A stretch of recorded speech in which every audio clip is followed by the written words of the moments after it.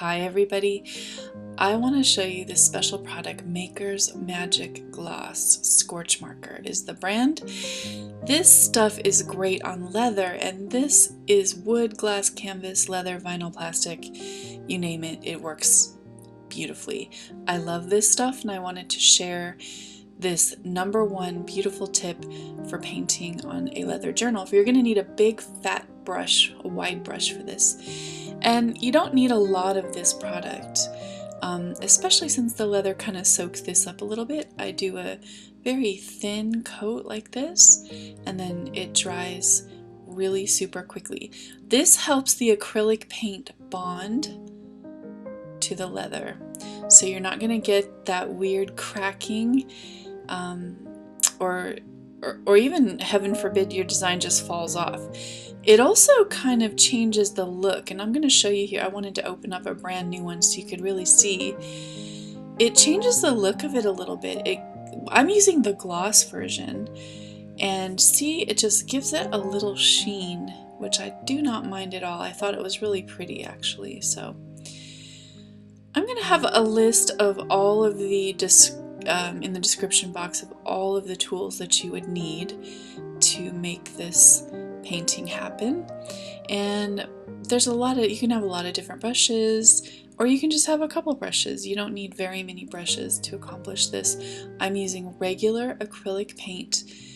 This is the golden fluid acrylics. This is a titanium white. Again, if you look in the description box, all of the supplies for this video are listed there, along with some affiliate links if you want to support my Amazon shop. So I start by making pretty much the most boring and ugly flower shapes you can imagine. And I think people, well, not people, but I was overthinking this quite a bit when I first started painting impressionistic flowers. Don't overthink it, but if you do make a mistake and it's quickly after you put them on, you can actually spray some water.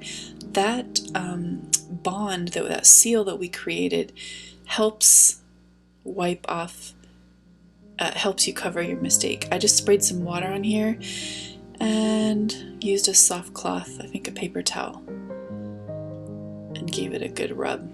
Now, after this dries, you're not going to be able to do this, obviously. But for now, I just didn't like the look of those flowers, and I wanted to start over. So it's a good way to give you a little do-over if you're not quite happy. So I'm just making some really simple flower shapes here, some petal shapes. I have a rounded flat brush, and you can absolutely do this with an angled brush, just a regular flat brush. This is not a special brush for this look. It can just be achieved with any of the brushes that you decide. And I decided to go around the design in the center. I think when I first got this journal, I wasn't aware that there was actually design in the center, so I was a little disappointed when I saw it and decided to go ahead and work with it anyway, because that's what we do as artists. We're adaptable, right? So this is my absolute very first time painting a journal, but if you follow me on Facebook, I do, well, Instagram, Facebook, but especially Facebook, I post almost every day. And I've been doing these impressionistic paintings with acrylics. This might be the first time I'm actually showing that process on camera. Now, quinacridone magenta, this is a fluid acrylic by Golden that I'm using on some palette paper. Got some Jenkins green in there. I'm just going to show you some of the colors that I'm going to use for this piece. The medium yellow, the Titan buff, I like that. The titanium white, I also use zinc white if I have it sometimes, although you gotta have titanium. The sap green hue, that's one of my very favorite colors for, oh, that's my favorite color, the green gold. I love that color. If you don't have that color, you can add a little yellow to one of your greens. And like I said, I just have the palette paper, and I'm just over there mixing some of the paint colors together. Now, the thing is, just start. This is not a perfect process, and it's not supposed to look perfect. Flowers in nature are not uniform. They all are a little imperfect. Our eye sees them from different directions, so we're going to see some flowers from the side and some of them from the top. This is a glazing liquid. I'm going to show you that right there helps build transparent colors. So see how I use some of the glazing liquid on my palette paper. I pull some of the titanium white and then a little tiny bit, a touch of that orange, and now I have a transparent color and a glaze. So this may not be the best example since I'm pulling that quinacridone magenta from the center, but it's a good way to make a light transparent glaze, kind of that you see in oil painting. And this is one of the ways that you can do it using acrylic paints. That gloss, I use the gloss glazing liquid and I really like it. I just love golden products. I really do. And I started painting 5 years ago, and I can tell you that I'm still using some of the paints that I bought 4 and 5 years ago, and they're still good. And I know they're expensive, but boy, they last forever. The pigment quality is so high. The colors don't shift as it dries, which you know is huge if you're an acrylic painter and you paint something and it dries differently than you put it on, and that can just really affect the way something looks at the end. I like knowing that the way I put it on is the way it's going to dry. Okay, now you got your flowers on there in whatever little pattern. It's time to add some vines and stems, so you're going to need a liner brush for this. A liner brush is just a long, thin, flexible brush.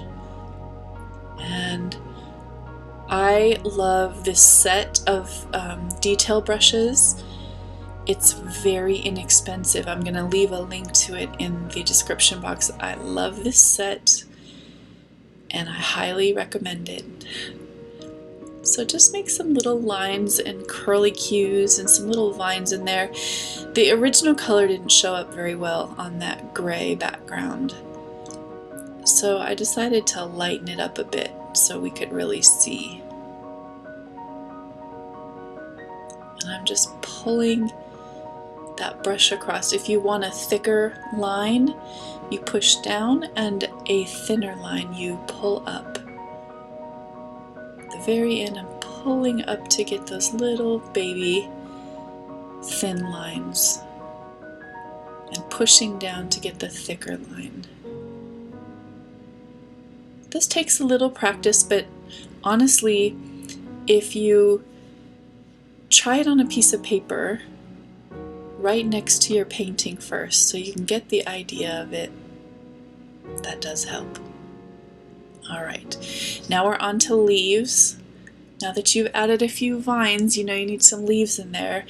I'm basically just using a couple different colors for each leaf and a little dab of white. So those greens that I showed you, I'm dipping my brush into it and then grabbing a little white and then just pushing down to make that leaf shape and pulling up for the stem. Again, it's just like creating that thicker look for the leaf and the thinner look for the stem. And it's just a push down and a pull. Yeah, just like that.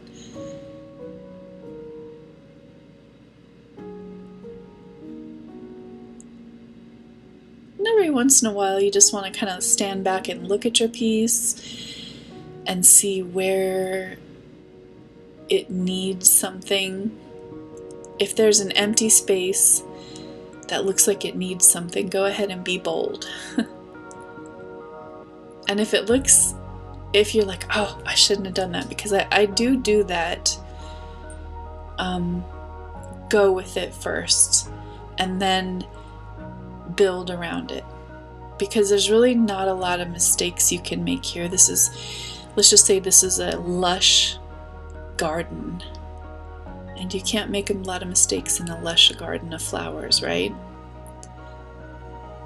So I'm going back with a little titanium white and a little bit of that green gold and just highlighting some of those vines.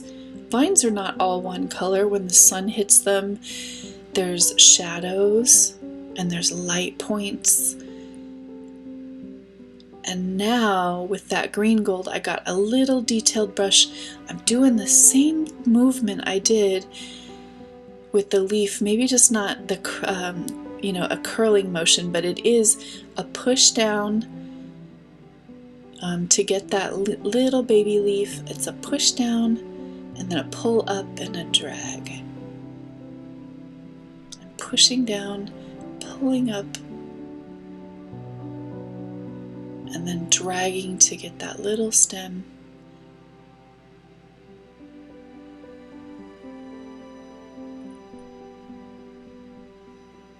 Now I'm using that lighter color, that green gold, mixed with a little tiny bit of titanium white and yellow. And then I'm just deciding all the places that those little tiny leaves would look cute. And I'm going to add some little stems in there, here and there, to kind of give it some interest.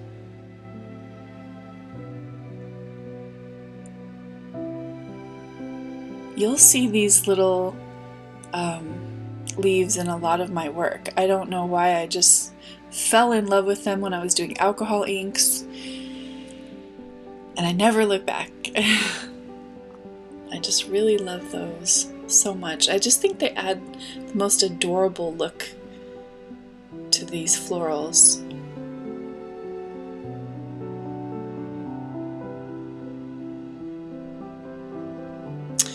Now we're going to use some iridescent gold fine and a dotting tool, D-O-T-T-I-N-G, a dotting tool, and I'm just embellishing a little bit more. You'll see I added some little dots of purpley blue flowers off camera. And now I'm just adding some dots. I just thought this really elevated the whole thing. Yeah, perfect. Now, that's the front. Isn't it pretty? The next thing we want to do is the back, and I just decided to make this little heart. This is an acrylic paint pen, and I'll leave a link to this one in the description box as well. And I decided to put hand painted by Heather Mader.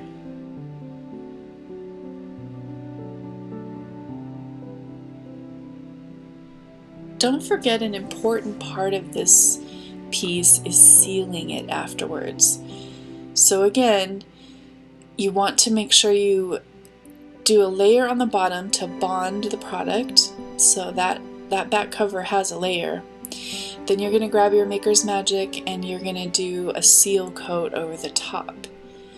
This basically, bonds it to the leather and then seals it in. And it's flexible, it's water-based, it's not too high odored, which I really appreciated. It levels out, so I noticed there's not a lot of brush strokes. You don't go over it multiple times. That's one thing I'll say. Go over it once or twice just to get a clean look, and then let it go. Once it starts drying, which especially for leather was really fast, you don't want to keep running your paintbrush over it. I will say that. So work quickly, put a thin layer on it, and let it dry. And then you have a beautiful piece. Thanks so much for joining me today.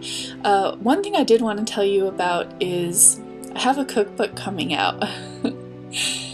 If you want to be notified of the cookbook, I would love to share that with you. There will be a link in my description box.